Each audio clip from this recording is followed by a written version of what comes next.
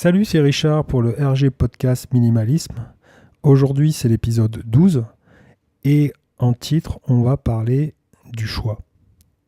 Alors, le choix, j'ai volontairement fait un titre court et simple parce que on m'a fait cette réflexion de mon intérêt varié concernant les thèmes que j'abordais tout au long de ces premiers épisodes de podcast.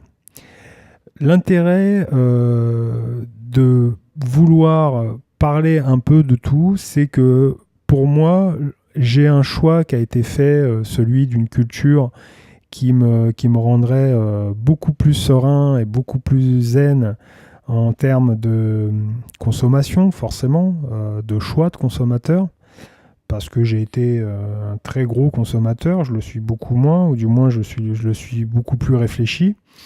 Mais sur un démarrage comme ça d'activité, surtout de discuter de façon globale, je n'avais pas envie de constamment remettre la faute sur celui qui m'écoutait en lui disant voilà, tu as fait ce choix-là, moi je propose autre chose et tu dois faire que cela. L'idée, c'est d'essayer de dire que voilà, on est sur une culture, un mode de vie qui nous permet de pouvoir continuer normalement. Je dis bien normalement parce que je suis pas, je revendique pas les extrêmes, et puis passer du tout à rien. Pour moi, c'est pas non plus une bonne idée, une bonne solution, mais c'est d'essayer d'avoir une approche un peu différente de ce que j'ai pu voir et entendre ou lire sur cette culture-là. Donc à cette réponse, moi mon choix il est déterminé dans le sens où j'ai envie d'associer le minimalisme à ma vie, mais je continue à m'intéresser à pas mal de choses, et c'est le minimalisme qui doit s'adapter à mes thèmes, à mes idées et à ce que je fais, et c'est pas un espèce de code de bonne conduite en disant tu n'achèteras plus beaucoup, ou se contenter à faire une espèce de morale constante là qui ressemblerait à rien. Donc on est assez grand pour décider. Les choix sont de toute façon à chaque moment de sa vie sont importants d'avoir, et puis des fois, c'est surtout même ces choix-là qui sont les plus importants, c'est que c'est pas quelqu'un qui le décide, c'est nous-mêmes, c'est-à-dire qu'on a ce ressenti-là, on a cette impression de plus avancer ou de plus correspondre à ce que l'on fait ou de ce qu'on est, et à partir de là, on désire qu'une chose, c'est un changement. Donc par ce moyen-là, moi je l'ai trouvé, mais ça peut être par d'autres façons, et qui finalement se retrouveront, parce que le minimalisme c'est quelque part du développement personnel, et puis du développement personnel on en fait et on en a tous besoin, donc là on est bon si on attaque cet angle et cette vision là, quoi. Parler essentiellement du minimalisme comme du désencombrement d'affaires dans son appartement, ou un sac de sport limité, un sac de sport, un sac de voyage limité à son strict minimum. Moi je trouve ça assez réducteur, parce que tout de suite c'est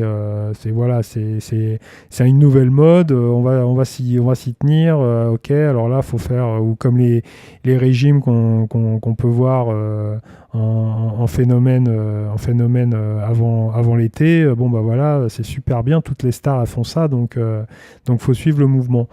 L'idée c'est que c'est inspiré. Alors moi j'en parle dans mon blog de façon sommaire, parce que je voulais démarrer une date, et puis je trouvais ça marrant, l'art, plutôt que le reste, en disant voilà, ça a commencé dans les années 60, ce côté minimalisme au niveau de la peinture, et puis des autres arts, mais c'est quelque chose qui date depuis des centaines et des centaines d'années. Je veux dire, il n'y a il y a que la période qu'on vit actuellement, enfin qui commence à baisser un peu d'intensité, mais cette période industrielle du XXe siècle qui a fait que d'un seul coup, on arrive à avoir cet effet inverse. Mais sinon, avant, bah, les gens se contentaient d'avoir des choses déjà de qualité, je pense, et puis de meilleure qualité, puis se contentaient d'avoir voilà, les valeurs qu'on essaye de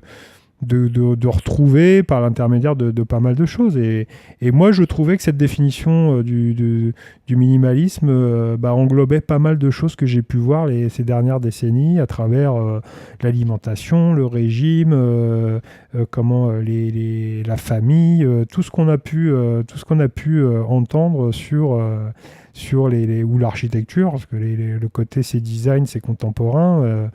Ouais, c'est épuré, donc d'un seul coup, ça devient intéressant. Bon, bah ok, bah fallait le dire, on aurait mis moins de couleurs et moins de choses au mur.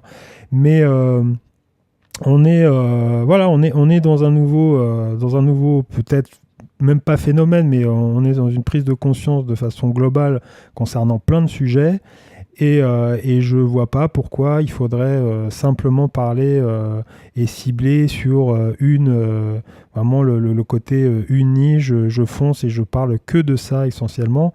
Moi, je parle de minimalisme et je parle de façon globale de ma vision des choses. C'est-à-dire que ce que je dis, je le fais en général. Même globalement, c'est des choses qui me sont arrivées pas des soucis, mais des circonstances qui ont fait que j'ai fait ces choix et que je m'aperçois que c'est meilleur, que c'est mieux et que du coup on n'a pas besoin d'aller chercher plus loin. Moi, quand il y a un truc qui marche, je vois pas pourquoi il faudrait d'un seul coup tout remettre en question, quoi. Donc voilà, donc c'était un peu cette réflexion sur le choix. Le choix, je l'ai fait vis-à-vis de voilà, de partager